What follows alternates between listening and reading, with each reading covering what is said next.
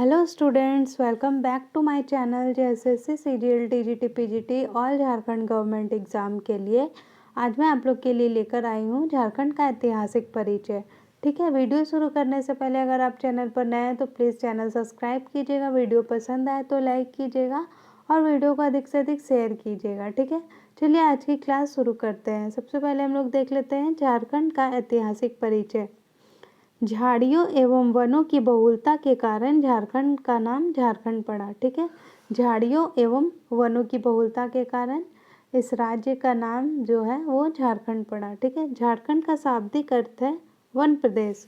झारखंड का शाब्दिक अर्थ क्या है? तो झारखंड का शाब्दिक अर्थ है वन प्रदेश।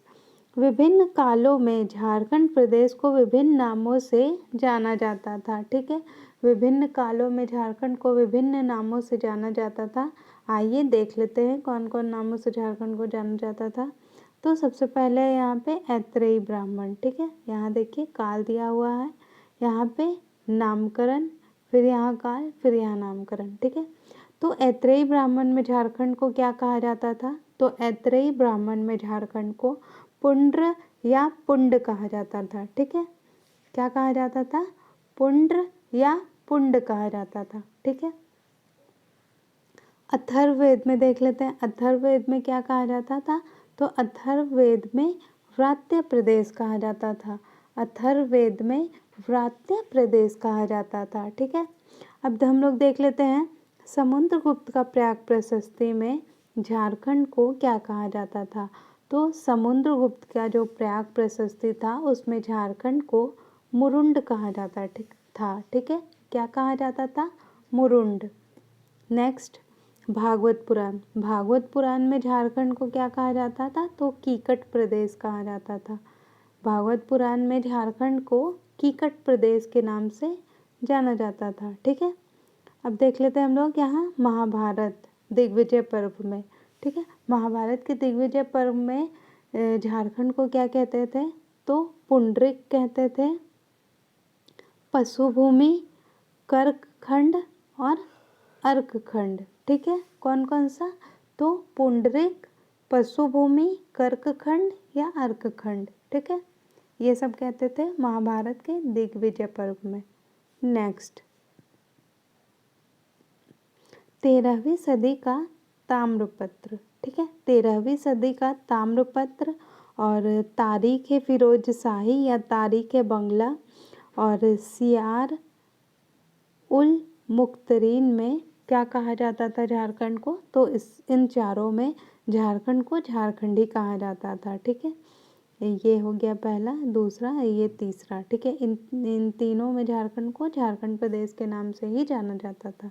ठीक है, चलिए नेक्स्ट देख लेते हैं आईने अकबरी। आईने अकबरी में झारखंड को क्या कहते थे? तो आईने अकबरी में झारखंड को कोकरा या खंकरा कहते थे। ठीक है, क्या कहते थे? कोकरा या फिर यहाँ पे स्लैश दिया हुआ है और खंकरा। ठीक है, आईने अकबरी में।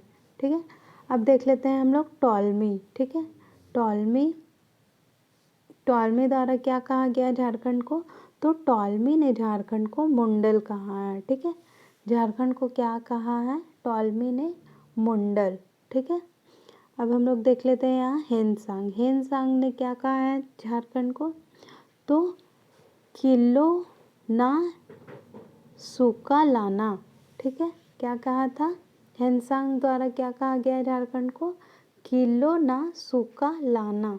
ठीक है, और स्लैश देख के यहाँ दिया हुआ है, देखिए कर्ण सुवर्ण। ठीक है, किलो ना सूखा लाना और कर्ण स्वर्ण कहा गया है हेनसांग द्वारा झारखंड को। ठीक है, नेक्स्ट, तुजू के जहांगीरी। तुजू के जहांगीरी में झारखंड को खोखरा कहा गया है। ठीक है, तुजू के जहांगीरी में झारखंड को क्या कहा गया है? तो खोखरा कहा गया है।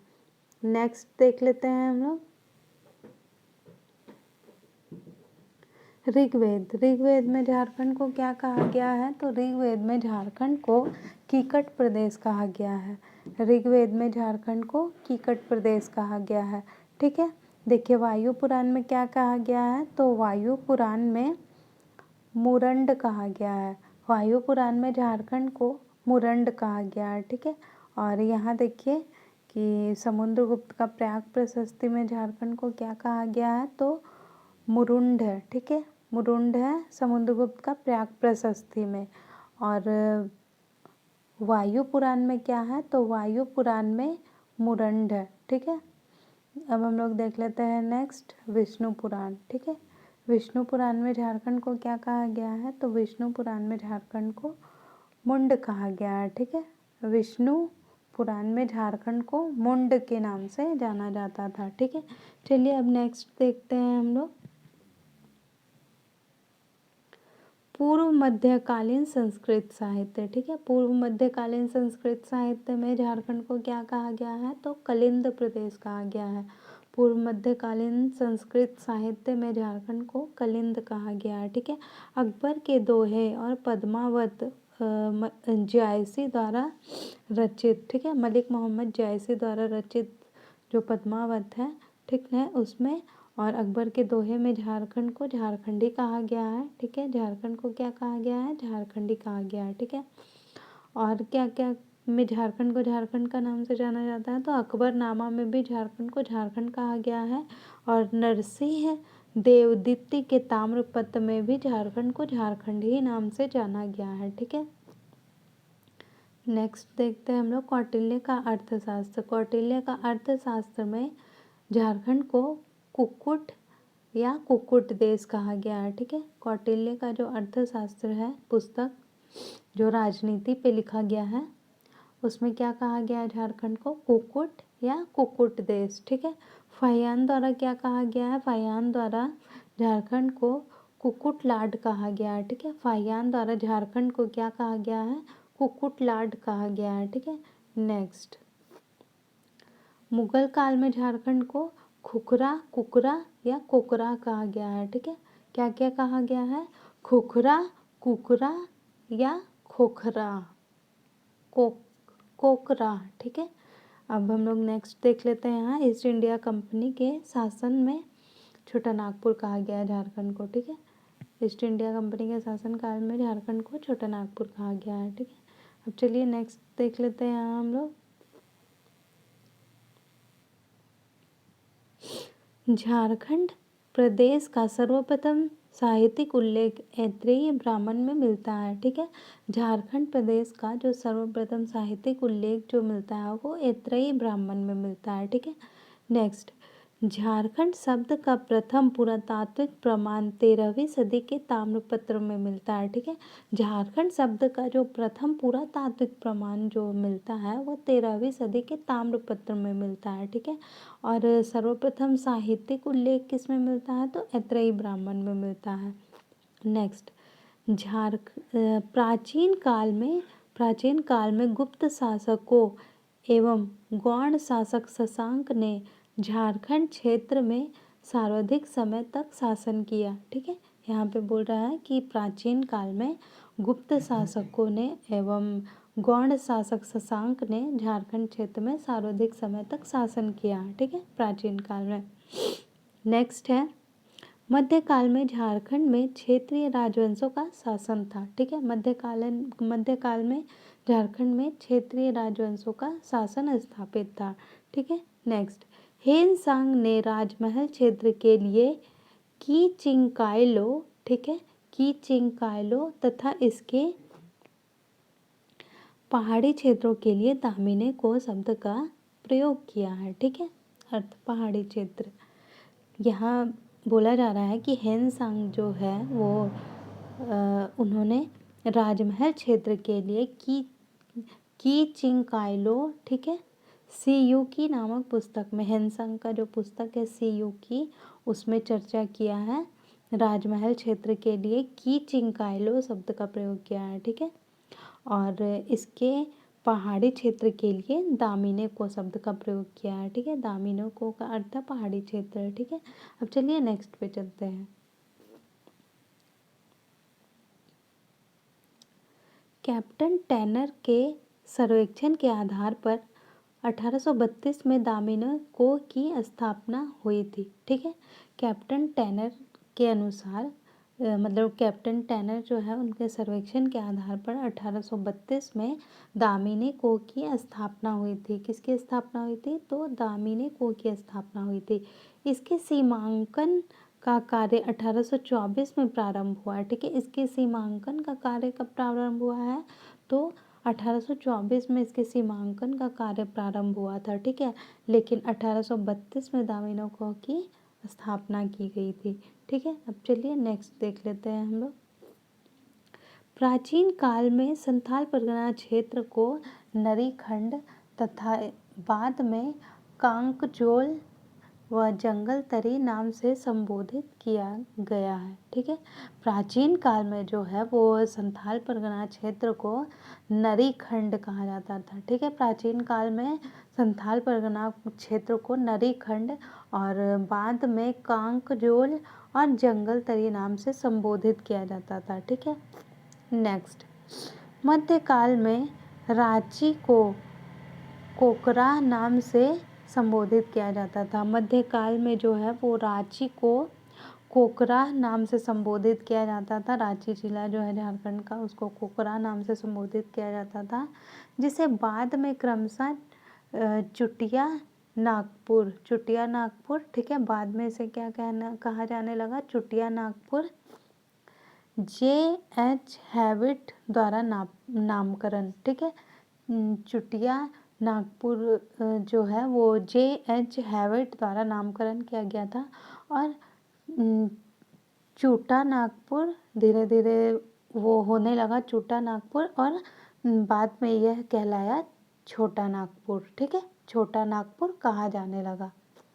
नेक्स्ट देख लेते हैं हम लोग।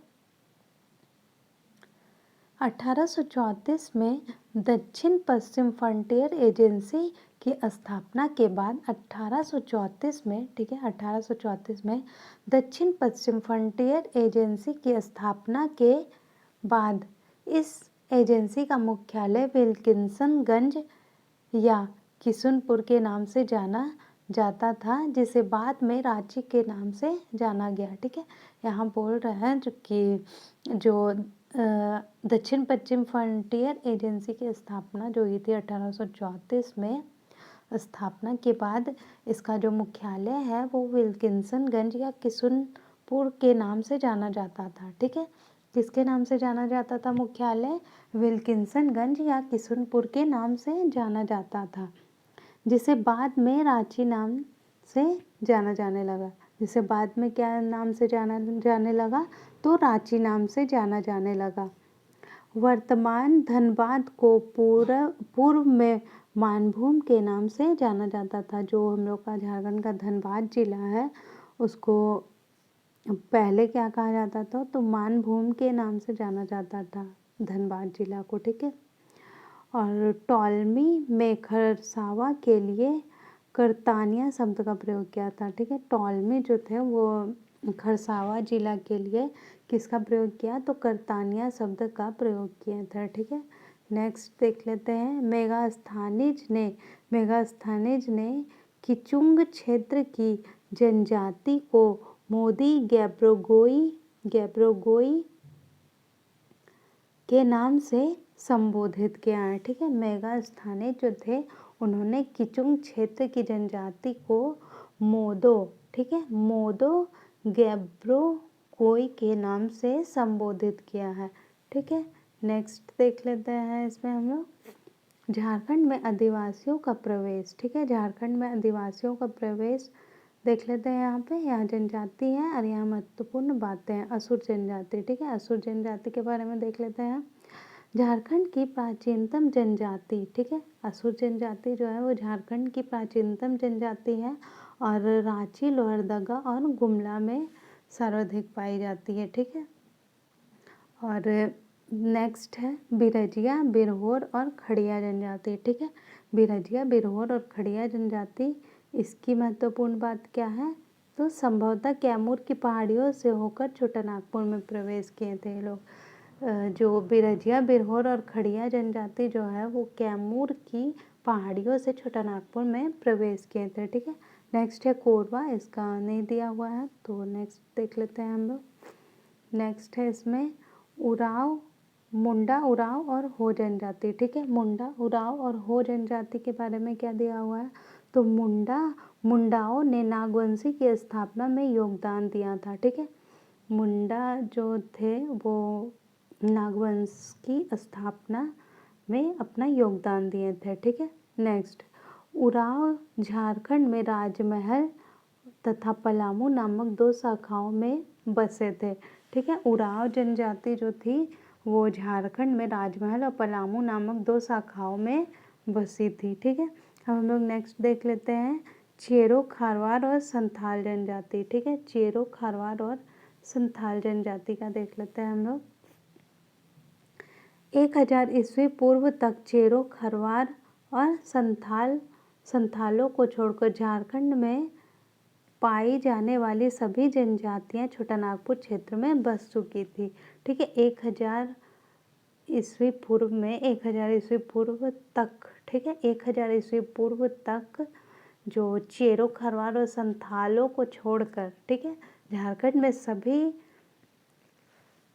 जनजातियां जो है छोटानागपुर में बस चुकी थी। ठीक है, नेक्स्ट, पूर्व मध्यकाल में संथाल हजारीबाग में बसे और ब्रिटिश काल में संथालों का विस्तार संथाल परगना में हुआ। ठीक है, पूर्व मध्य काल में जो थे वो संथाल हजारीबाग में बसे थे और ब्रिटिश काल में संथालों का जो क्षेत्र है वो विस्तार हुआ कहाँ, तो संथाल परगना क्षेत्र में विस्तार हुआ। ठीक है, नेक्स्ट देख लेते हैं हम लोग यहाँ देख लेते हैं हम लोग नवीनतम कौन है, तो नवीनतम है चेरो खरवार और संथाल। और मध्य में कौन है, तो मुंडा उरांव और हो मध्य है।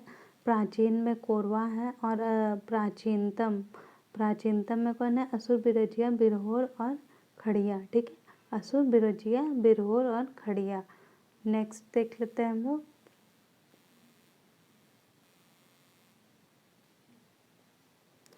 वैदिक साहित्य में झारखंड की जनजातियों के लिए असुर शब्द का प्रयोग किया गया है। ठीक है, वैदिक साहित्य जो है उसमें झारखंड की जनजातियों के लिए असुर शब्द का प्रयोग किया है।